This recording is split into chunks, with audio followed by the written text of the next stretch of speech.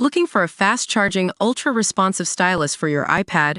Meet the 2X Fast Charge Active Stylus Pen, designed for 2018 to 2025 Apple iPads. Take your creativity and productivity to the next level. Click the link in the video description to shop now on Amazon. YouTuber who gave killer coke can to world's deadliest tribe to be held in custody for 2 weeks as he faces jail. The YouTuber who gave a can of coke to the world's deadliest tribe is to be held in custody for 2 weeks as he faces jail. Mikhailo Viktorovich Polyakov, 24, risked his life by journeying to North Sentinel Island on Saturday, where unwanted visitors have been killed by flying arrows in the past. The idiotic tourist was arrested after leaving a coconut and can of coke as a peace offering for the tribe.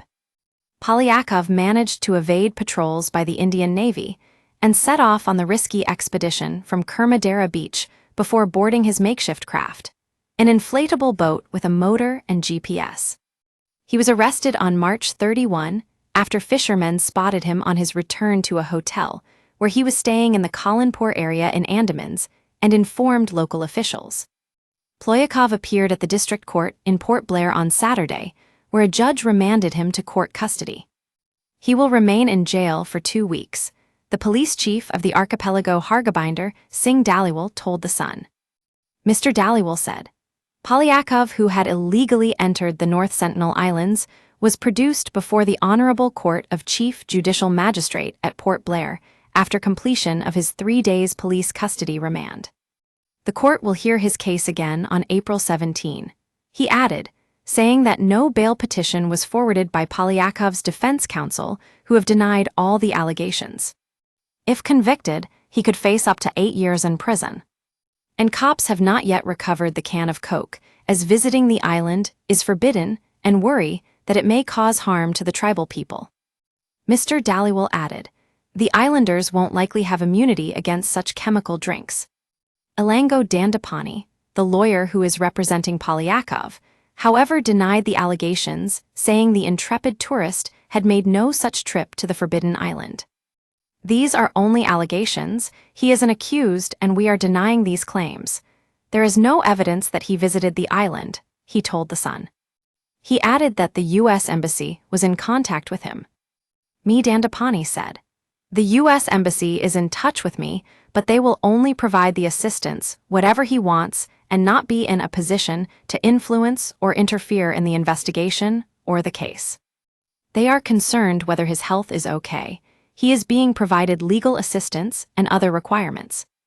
Tribal Welfare Officer Pranab Sarkar, who raised the alarm, told The Sun that the adventurer was likely inspired by fellow American Chow, was a 26-year-old evangelical Christian, who sailed to North Sentinel Island in 2018 on a mission to bring the word of God to this heathen civilization, but was brutally killed. Contacting isolated tribes can be extremely dangerous due to their lack of immunity to common diseases in the outside world. And it could even risk leading to devastating epidemics by transmitting a new kind of bug from them to the rest of the planet.